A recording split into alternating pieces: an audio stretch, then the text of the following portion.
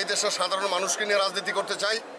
আমরা চাই খুব অল্প সময়ের ভিতর একটি তত্ত্বাবধায়ক সরকার, হয়তো আজকে কালকের ভিতর হবে, অল্প সময়ের ভিতর একটা সরকার গঠন করে এই দেশের সমস্ত রাজনৈতিক দলকে সাথে নিয়ে একটা নির্বাচন করার জন্য। ছাত্র আন্দোলনের এক দফা আংশিক বাস্তবায়ন হয়েছে। ফ্যাসিস্ট খুনি শেখ হাসিনা সরকার পদত্যাগ করেছে এবং দেশ ছেড়েছে। এখন প্রতিটা সেক্টরে এই খুনি ফ্যাসিস্ট সরকারের পেতাত্তারা বসে আছে। আমরা আগামী কিছুদিনের মধ্যে সকল বাংলাদেশের সকল অফিস আদালত হতে এবং সকল ডিপার্টমেন্ট হতে এই খুনি ফ্যাসিস্ট সরকারের পেতাত্তাদেরকে আমরা অপসারণ করব।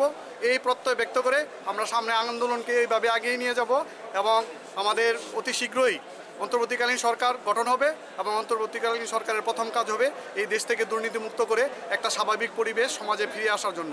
আর দ্বিতীয় মেসেজ হলো, আপনারা আমাদের এই আন্দোলনের পরে কিছু কুলাঙ্গার, কিছু আওয়ামী লীগের দালালরা এখনও ওই যে বিভিন্ন সংখ্যালঘুদের বাড়িতে মন্দিরে তারা বিভিন্নভাবে অগ্নিসংযোগ ভাঙচুর করতেছে।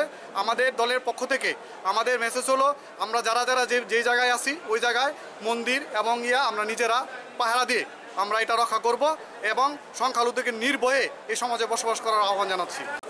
দীর্ঘদিন হত্যা, খুন, মামলা মোকদ্দমা, হয়রানি শিকার হয়ে অবশেষে আমরা আজকে বিজয় লাভ করছি। এখন আমার অনুভূতি হলো যে বিজয়কে এখানে সার্থক করতে হবে।